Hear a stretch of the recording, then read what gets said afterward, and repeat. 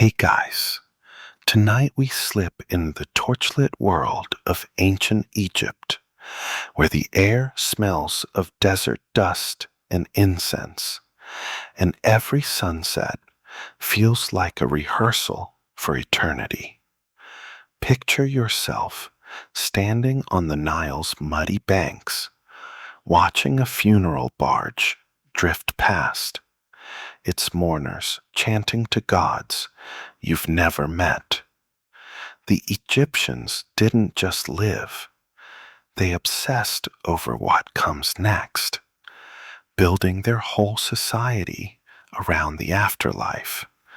Spoiler, you probably won't survive their embalming process, so don't try this at home.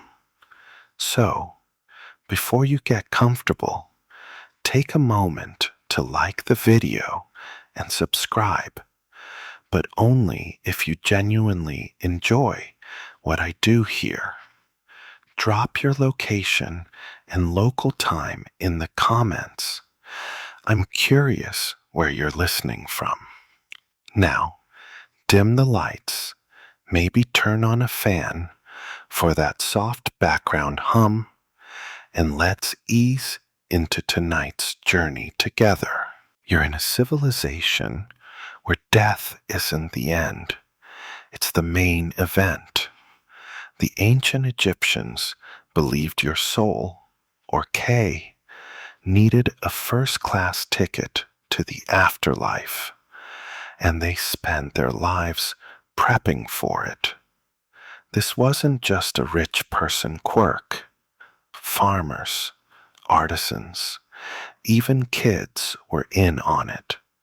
By 3000 BCE, texts like the pyramid texts show up, spelling out spells to help pharaohs navigate the next world. That's the mainstream fact. These writings are some of the oldest religious texts known, carved into royal tombs to ensure a smooth cosmic commute. But here's the quirky bit. Some Egyptians thought you could sneak snacks into the afterlife.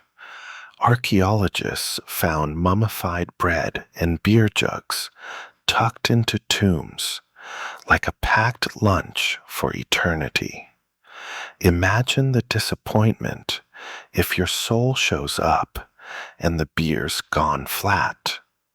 Historians still argue whether this food was symbolic or if they genuinely thought you'd munch in the afterlife. Either way, it's a vibe, planning a picnic for your ghost. Why this obsession? Life in Egypt was precarious. The Nile could flood or dry up. Diseases struck fast, and average lifespans hovered around 35.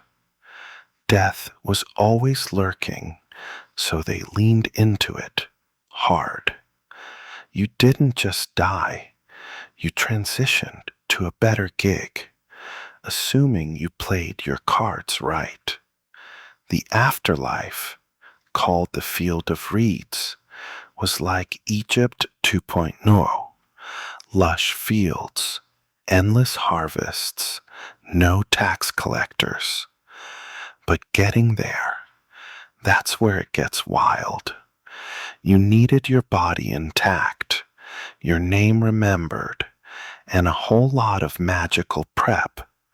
Miss one step, and you're stuck in limbo, which, trust me, is worse than a Monday morning. This belief shaped everything. Your house, your job, even your sandals were designed with eternity in mind. Take the artisans in Deir el Medina. They spent their days carving tombs, knowing their own graves needed similar swagger. It's like building your own Airbnb for the afterlife, except with more hieroglyphs and fewer Wi-Fi routers. And don't think this was all serious. Egyptians loved a good party, even for the dead. They'd throw tombside bashes, pouring wine for the departed. Bet they'd laugh at our modern ghost stories. Their ghosts were VIPs. So, you're starting to see it. Death wasn't a full stop, but a comma. Every mud brick village, every golden mask, screamed one thing: survive this life to thrive in the next. And the gods? Oh, they're waiting for you, ready to throw curveballs no one could predict. You're standing in a flickering temple, the air thick with myrrh, as priests chant to gods who decide your soul's fate. These deities aren't just statues, they're the VIPs of the afterlife, and you'd better know their names. The ancient Egyptians built their entire belief system around a pantheon that controlled the underworld's obstacle course. Mainstream fact: by the Old Kingdom, around 2600 BCE, gods like Osiris, Anubis, and Hathor were cemented as afterlife A-listers, with texts describing their roles in guiding or judging souls. Osiris is the headliner. Picture a green-skinned king, wrapped in mummy bandages, holding a crook and flail. He's the god of the dead, murdered by his brother Set, then resurrected by his wife, Isis. His story's a soap opera, but it's why Egyptians thought death could lead to rebirth. You'd pray to Osiris for a shot at eternity, hoping he'd vibe with your soul. Anubis, the jackal-headed guy, is the embalmer in chief. He's got your back during mummification, making sure your body doesn't turn into a horror show. Hathor, the cow-eared goddess, is the welcoming committee, offering you a cosmic hug if you make it to the field of reeds. Here's the quirky tidbit. Some Egyptians believed gods could be bribed. Archaeologists found tiny amulets shaped like gods, tucked into tombs with offerings like honey or beer. Imagine trying to sweet-talk Anubis with a six-pack. Historians still argue whether these gifts were symbolic or if people thought gods had a literal price tag. Either way, it's peak Egyptian hustle. You're not just praying to these gods, you're dodging their traps. The underworld, or Duat, is a maze of fire lakes and snake demons. You need divine help to navigate it, and every god has a role. Thoth, the ibis-headed scribe, might jot down your good deeds. Ma'at, goddess of truth, sets the standard for your soul's judgment. It's like a celestial DMV, and you're sweating to pass the test. These gods weren't distant. They were in your daily life. You'd wear their symbols, carve their faces on your furniture, even name your kids after them. Talk about brand loyalty. The god stories kept everyone hooked. Priests spun tales of Osiris's comeback tour, making death feel like a hero's journey. You'd hear these myths at festivals, where people got tipsy and danced for the dead. Joke alert: Imagine an Egyptian karaoke night, belting out hymns to Anubis. Not your vibe? Too bad. Skipping these rituals might tick off the gods, and nobody wants a divine timeout. This divine crew shaped more than beliefs. They ran the show. Temples to Osiris weren't just churches. They were economic hubs, hoarding grain and gold for afterlife prep. You donate to keep the gods happy, knowing your soul's fate depended on their mood. It's a racket, but a slick one, and don't think you could fake it. Gods like Horus, the falcon-eyed, were always watching. Bet they'd roll their eyes at our modern thoughts and prayers tweets. So, you're knee-deep in this godly bureaucracy, praying you've got the right amulet or chant. The gods are your ticket through the duat, but first, your body needs to be ready. And trust me, that process is not for the faint of heart. You're in a dimly lit workshop, the air heavy with resin and natron, as embalmers slice into a body with obsidian blades. Mummification is the Egyptians' gruesome art, turning corpses into time travelers for the afterlife. You're about to see why they went all in on preserving flesh.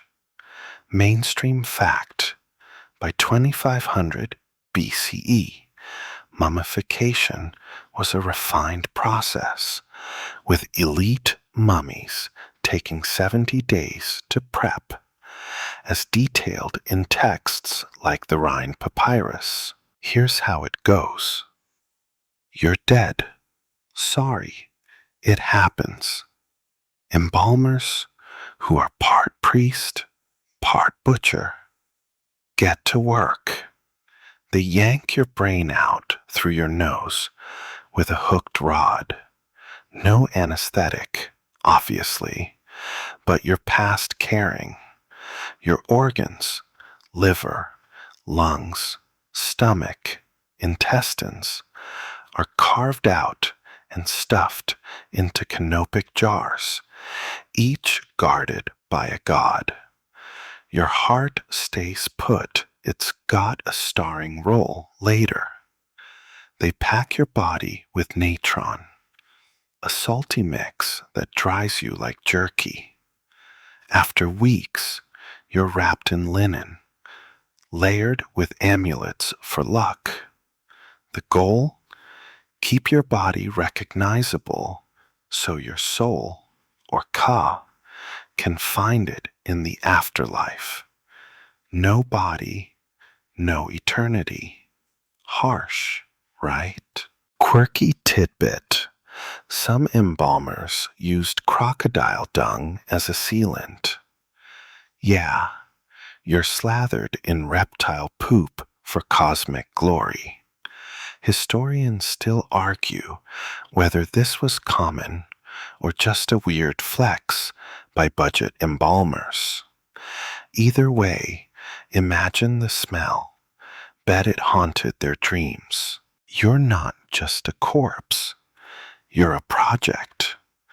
Embalmers were rock stars, charging pharaohs a fortune while peasants got bargain bin wraps. The process was sacred but messy. Blood, goop, and stray bandages littered the floor. Joke alert. Think of it as the world's worst spa day, with zero chance of a Yelp review. Every step had magic baked in. Chants to Anubis, oils blessed by priests. They believed decay was the enemy, and they fought it like a war. This wasn't just about vanity. Your body was your anchor in the duat, the underworld maze. If it rotted, your soul might wander forever, which is worse than getting lost in a mall. Egyptians studied anatomy like pros. Mummification taught them about organs long before Greek physicians. But don't get cocky. They still thought your heart controlled your thoughts. Brain? Just filler, apparently. The process shaped society. Natron mines boomed, linen weavers thrived, and priests cashed in on rituals. Even animals got mummified. Cats, ibises, even bulls, for divine vibes. You'd see mummies everywhere, stacked in tombs, or displayed at funerals, like creepy trophies. Another joke. Imagine an Egyptian garage sale, just rows of discount mummies. No takers? Didn't think so. You're starting to get why they obsessed over this. A good mummy meant a shot at the field of reeds, where you'd farm and feast forever. A bad one? Your ghost toast. And all those linen wraps, they're not just for show. They're your ticket to the next step, where tombs turn into cosmic launch pads. You're trudging through a scorching desert, the Giza Plateau sprawling before you, where pyramids pierce the sky like stone rockets to the stars. These aren't just tombs. They're time capsules built to launch souls into the afterlife. You're about to see why Egyptians poured their wealth and sweat into these monuments. Mainstream fact: the Great Pyramid, built around 2630 BCE for Pharaoh Khufu, used over 2 million limestone blocks, each weighing as much as a pickup truck, and stood as the tallest man-made structure for millennia. Picture yourself at the base, dwarfed by precision-cut stones, each slotted together tighter than your last Tetris game. Pyramids weren't random flexes. They were cosmic tools. Egyptians believed their sloping sides mimicked sun rays, helping the pharaoh's soul climb to join Ra, the sun god.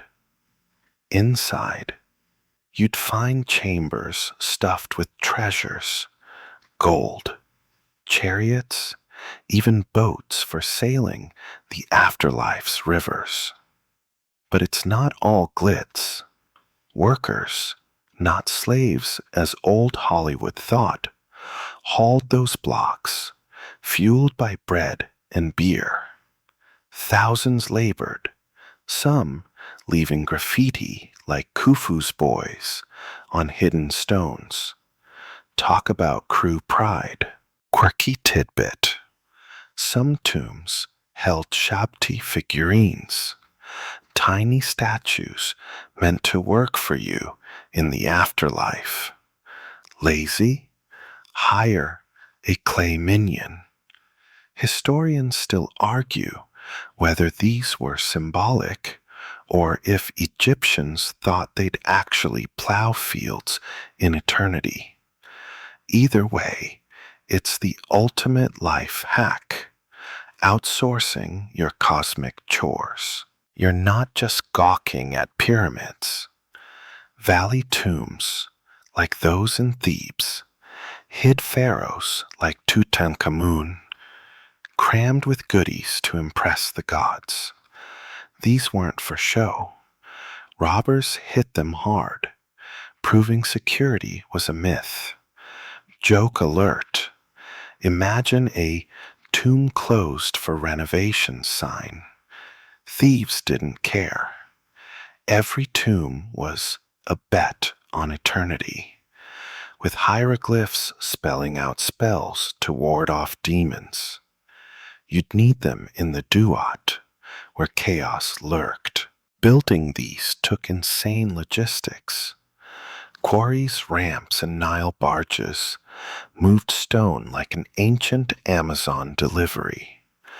Priests blessed every block, tying the work to divine will. The cost? Crippling. Entire villages existed to support tomb builders, draining Egypt's coffers.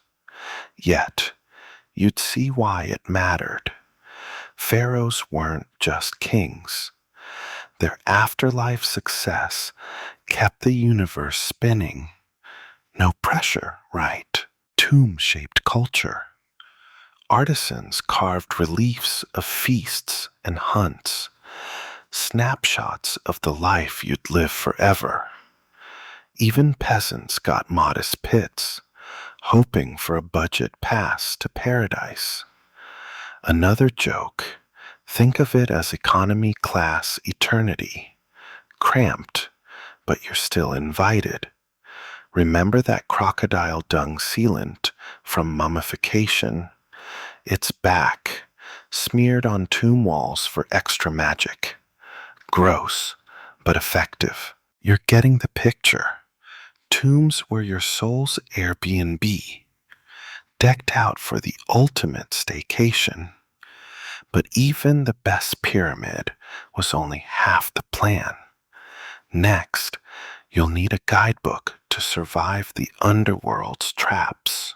You're clutching a papyrus scroll, its edges frayed as you squint at hieroglyphs in a torchlit tomb. This is the Book of the Dead, your cheat sheet for dodging the underworld's nightmares.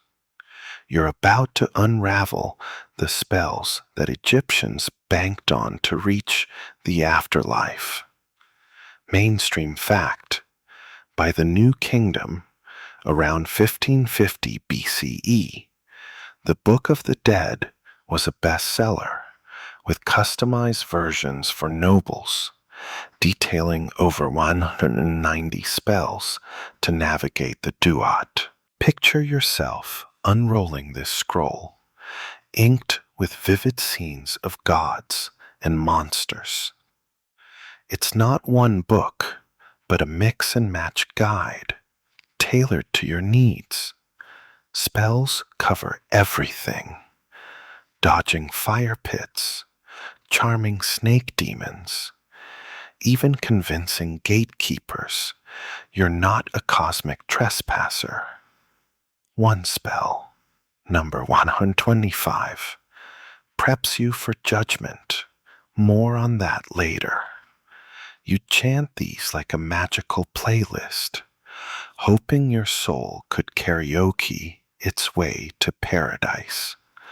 Scribes got rich crafting these, painting gods like Thoth, scribbling your fate. It's less a book, more a supernatural survival kit. Quirky tidbit: some spells included fake passwords to trick demons. Imagine bluffing your way past a hell beast with password 1123.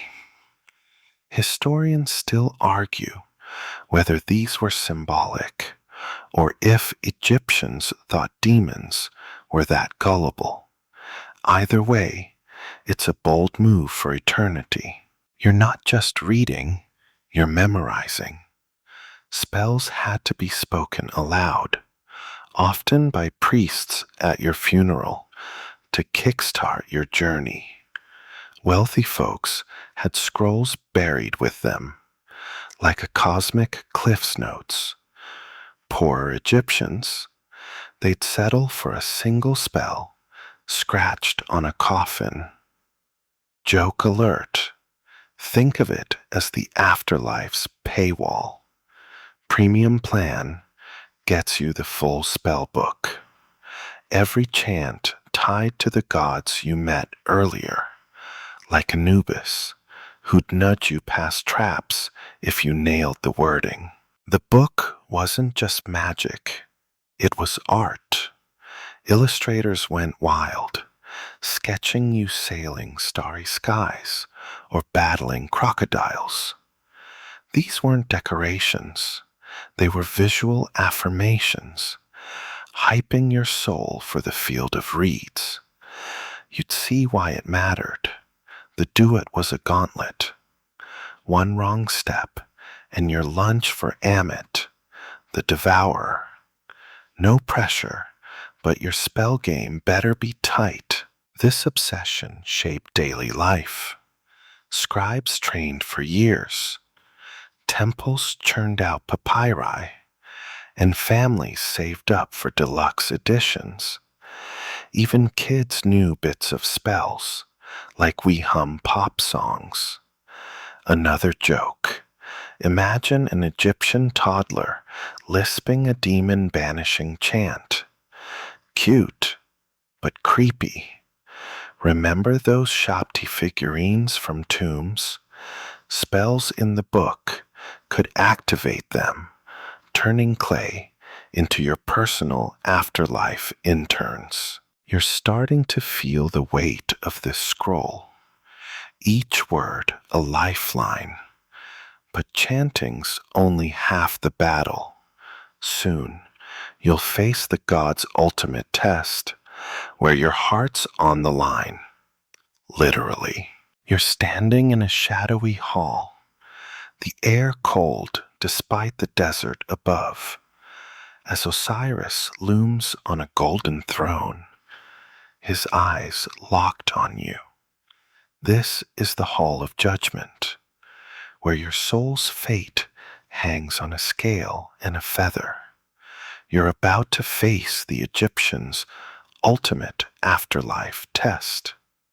Mainstream fact.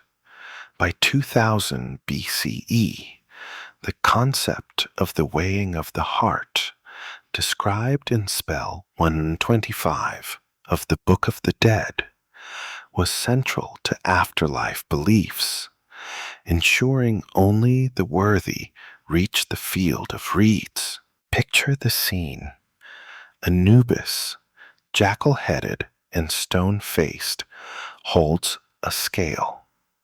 On one side, a feather, light as truth itself, represents Mayat, goddess of order. On the other, your heart, heavy with every choice you've ever made. Thoth, the ibis-headed scribe, jots notes like a cosmic stenographer. You're sweating, metaphorically, since you're a soul now. If your heart balances the feather, you're golden, off to eternal fields. If it's heavier, Amit, a lion hippo crocodile monster, gobbles you up, and you're gone. No respawn, no do-overs. Quirky tidbit. Some Egyptians slipped heart scarabs into their mummies, amulets inscribed with pleas like, "Don't snitch, heart," to keep it from ratting out their sins. Historians still argue whether these were desperate cheats or just symbolic insurance. Either way, it's like bribing your own conscience. You're not just standing there, you're reciting. Spell 125 has you deny 42 sins, from "I didn't steal" to "I didn't badmouth the gods." It's a moral checklist, and you'd better mean it. Egyptians believed your heart could literally testify, so those scarabs were clutch. Joke alert. Imagine your heart spilling tea like, "Yeah, he totally lied about that chariot parking." The stakes are cosmic. This judgment wasn't just personal. A balanced heart kept Ma'at's universal order intact. Mess up, and you're tipping the world toward chaos. The scene's intense, but it's not random. Egyptians lived for this moment. Every prayer, every offering was prep for this face-off with Osiris. Temples taught you Ma'at's rules: honesty, kindness, respect, like a lifelong study guide. Even kids learn them, chanting morals between games of catch. Another joke. Think of it as ancient Egypt's version of don't talk to strangers, except it's don't tick off Anubis. This judgment shaped their world. Artisans carved the scene on tomb walls. Priests sold amulets, and poets spun tales of souls who passed or failed. It's why mummification, that natron-soaked ordeal, mattered. Your heart had to stay pristine for the scales. Remember those Book of the Dead spells? They're your script here, coaching you through the denials. No wonder they obsessed over death. One bad day in this hall, and eternity's canceled. You're holding your breath as the scale tips. Pass, and you're strolling into paradise. Fail, and it's game over. But even if you make it, the living had to keep your name alive, starting with how they lived their days. You're back in the sun-baked bustle of an Egyptian village, the Nile glinting as farmers lug baskets and kids chase geese. Every step you take, from sowing crops to brewing beer, is secretly prepping for the afterlife. You're about to see how daily life was a dress rehearsal for eternity. Mainstream fact: by the Middle Kingdom, around 2000 BCE, archaeological records show ordinary Egyptians, not just pharaohs, filled their homes with afterlife symbols, like amulets and mini altars, tying daily routines to cosmic goals. Picture yourself grinding barley, sweat on your brow, knowing each loaf you bake honors the gods who'll judge you. Egyptians didn't separate life from death. Every act was a deposit in your afterlife bank. You'd wear a scarab pendant for luck, its beetle shape mimicking rebirth. At night, you'd pray to Osiris, asking for a smooth duat run. Even your mud brick house had doorframe spells, warding off chaos like a spiritual burglar alarm. It's not paranoia, it's strategy. Your soul needed every edge. Quirky tidbit: some villagers left food offerings at graves years after a death, like a cosmic DoorDash for ghosts. Historians still argue whether they thought the dead literally ate or if it was just symbolic love. Either way, imagine hauling lentils to a tomb. Talk about family loyalty. You're not just living, you're performing.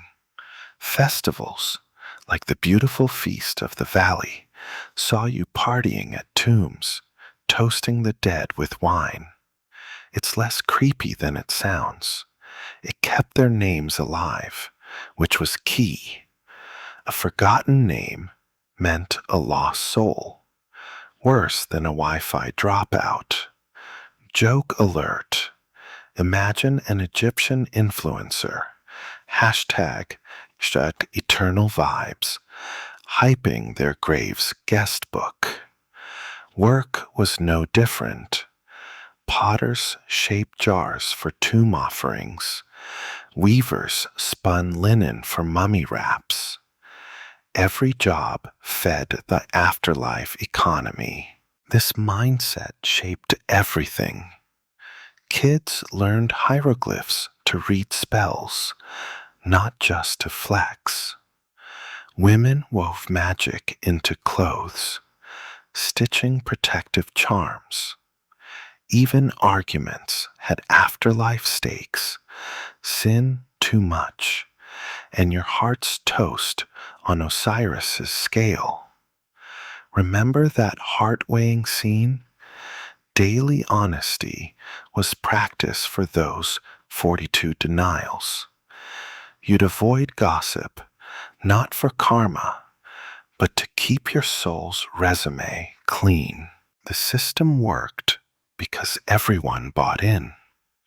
Priests preached Ma'at's balance.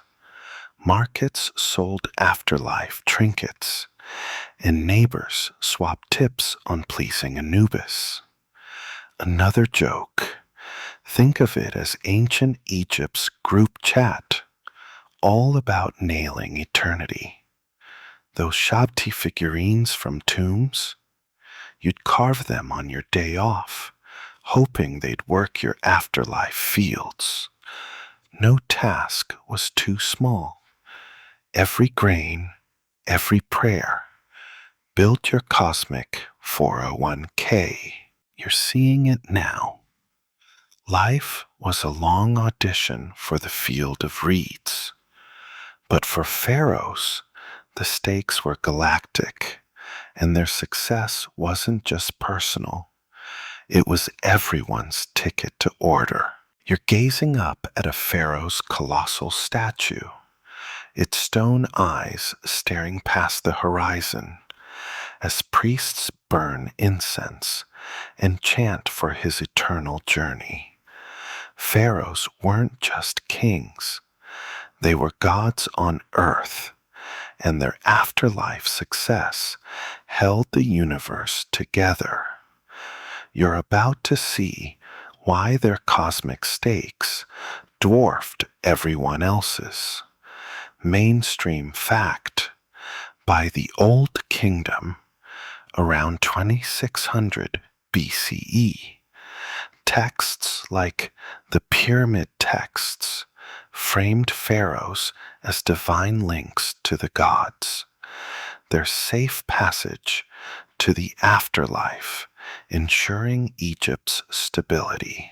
Picture yourself in the shadow of a pyramid, built to rocket a pharaoh's soul to Ra's solar boat. If he made it, the Nile would flow, crops would grow, and chaos wouldn't swallow the world. If he failed, game over for everyone. No pressure, right? Pharaohs like Khufu or Ramses II weren't just buried with bling. Their tombs held spells, boats, even star-aligned shafts to guarantee a smooth ride. Their mummification, unlike your average villagers, used top-shelf resins, not that crocodile dung budget stuff. Everything was dialed to 11. Quirky tidbit: some pharaohs had reserve heads, creepy stone portraits buried as soul backups in case their mummy got trashed. Historians still argue whether these were magical insurance or just royal vanity. Either way, imagine a spare head in your tomb. Talk about overpacking. You're not just a bystander. The whole nation was invested. Taxes funded pyramids. Workers carved for decades, and priests ran 24/7 rituals to keep the pharaoh's name alive. A forgotten king meant a cosmic glitch, so you'd chant his titles at festivals, like hyping a divine MVP. Joke alert.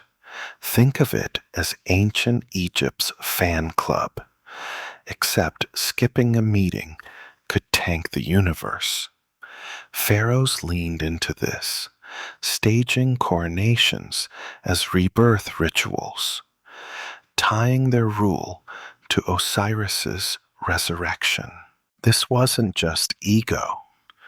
Egyptians believed a pharaoh's soul joined the gods, keeping Ma'at's balance intact. A botched afterlife could unleash floods or famine. Think of it as the ultimate performance review.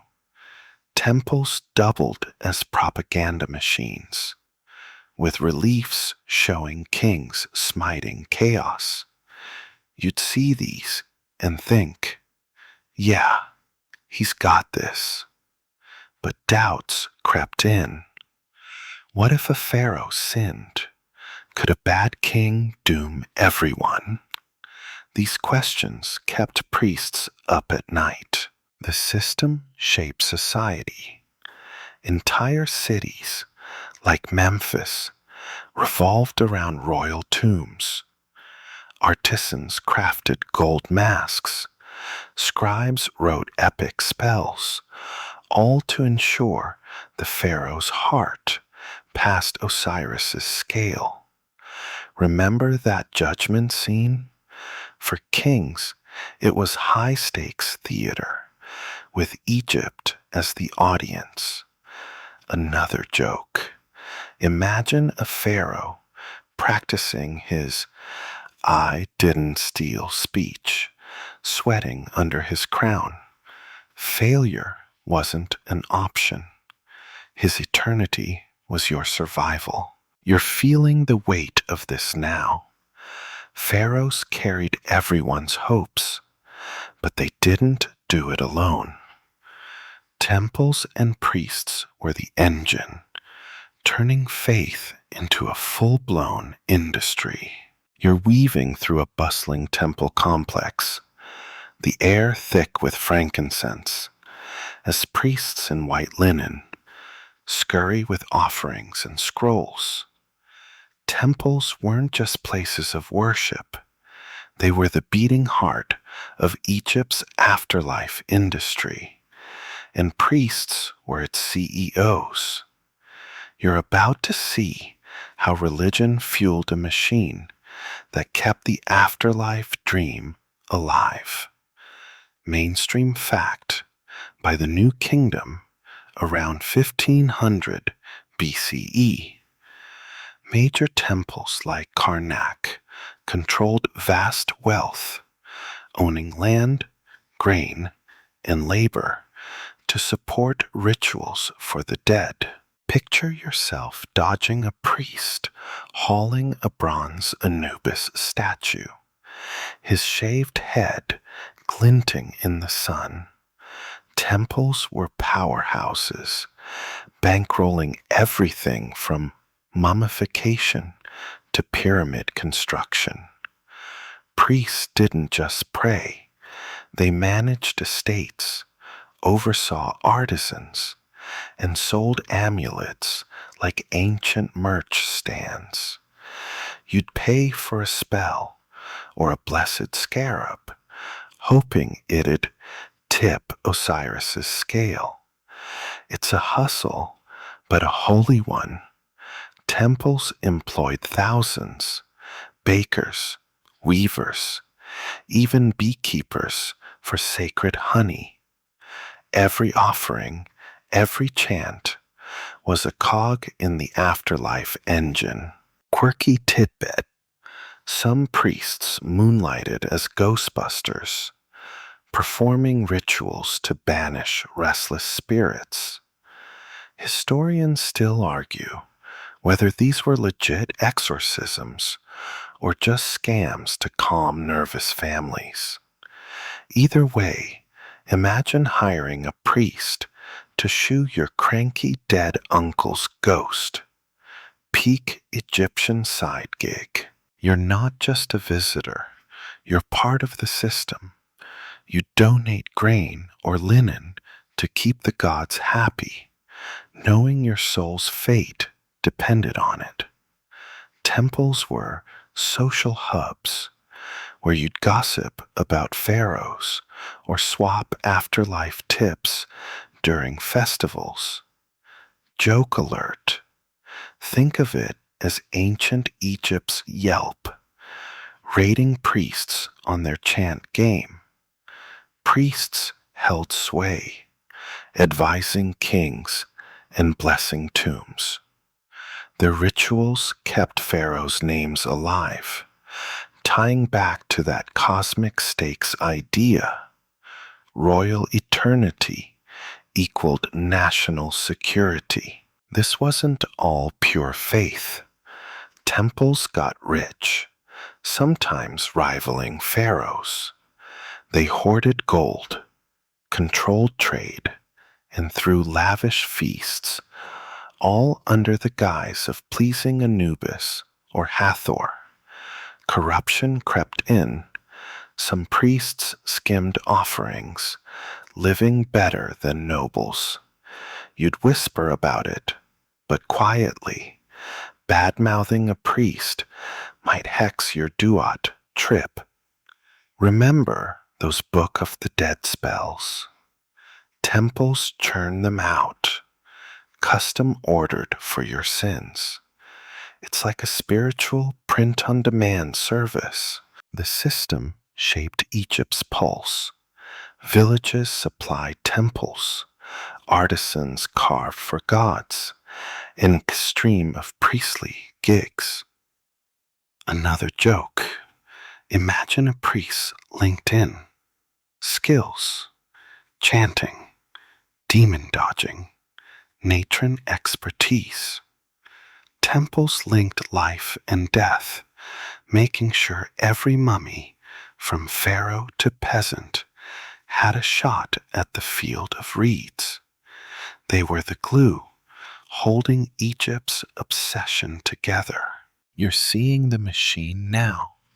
Faith, power, and profit, all in one. But how does this ancient fixation echo in our world? Time to step back and look at the big picture. You're sitting by the Nile's edge, the moon casting silver ripples, as you ponder how Egypt's afterlife obsession ripples through time. Those ancient beliefs, gods, mummies, spells, weren't just quirks. They shaped a legacy that whispers in our modern world. You're about to see how their fixation on eternity left its mark. Mainstream fact: Egypt's afterlife practices, documented in texts like the Amduat from 1400 BCE, influence later cultures, with echoes in Greek, Roman, and even Christian concepts of judgment and eternal life. Picture yourself flipping through history's pages. The Egyptians' weighing of the heart. It's a distant cousin to scales of justice in Greek myths or Christian visions of St. Peter's Gate. Their mummification obsession inspired Roman elites to embalm, though with less natron and no crocodile dung. Thankfully, even today, Egypt's pull lingers. Mummy movies, museum exhibits, that golden tut mask on every tourist's t-shirt. Their belief in an afterlife where you'd farm and feast feels oddly familiar, like our own hopes for a better next chapter, whether it's heaven or a sci-fi upload to the cloud. Quirky tidbit: Victorian Brits threw mummy unwrapping parties, treating Egyptian corpses like parlor games. Historians still argue whether this was pure curiosity or a creepy flex of colonial power. Either way, imagine the invite. BYOB, bring your own bandage. Gross, but it shows Egypt's grip on our imagination. You're not just reflecting, you're connecting dots. Egypt's spells and shabtis mirror our own rituals. Graveside flowers, legacy foundations, even social media memorials. We're still chasing eternity, just with hashtags instead of hieroglyphs. They're temples, those afterlife factories, prefigured organized religion's role in promising salvation. Joke alert. Think of Karnak as ancient Egypt's megachurch, minus the coffee bar. Their obsession with names living on? It's why we carve tombstones or name buildings after donors. Historians still argue whether Egypt's beliefs directly shaped modern faiths or just paralleled universal human fears of fading away. This legacy isn't just cultural, it's personal. You've walked their tombs, chanted their spells, felt the weight of Osiris's gaze. Their drive to conquer death makes you wonder, what's your own field of reeds? Egyptians built pyramids. We build memories, art, maybe a viral post or two. Another joke. Imagine an Egyptian influencer stressing over their tomb's engagement rate. Their world, so distant, feels close when you think about legacy. They taught us that life's a warm-up for something bigger, even if we don't all buy the feather on a scale bit. As you sit by this timeless river, the stars above seem to wink, like Ra's still watching. Egypt's afterlife dream, part faith, part hustle, lives in our stories, our fears, our hopes. You're carrying a piece of it now, whether you know it or not. Now, let's ease you towards sleep, the Nile's soft lapping, fading like a lullaby.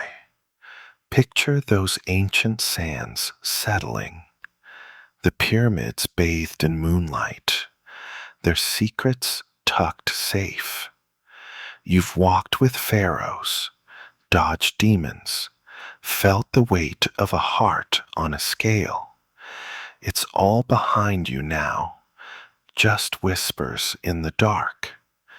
Let your breath slow, matching the river's gentle rhythm, each exhale carrying you closer to rest. The gods are quiet, the duat far away. You're here, warm, safe, the world soft around you. Imagine a feather, light as Ma'at's truth, drifting on a breeze, guiding you to dreams. No judgment tonight, no spells needed, just peace, wrapping you like linen, soft and sure. Sleep calls, a gentle pull, like stars fading at dawn. Let go, drift, and rest. Sweet dreams.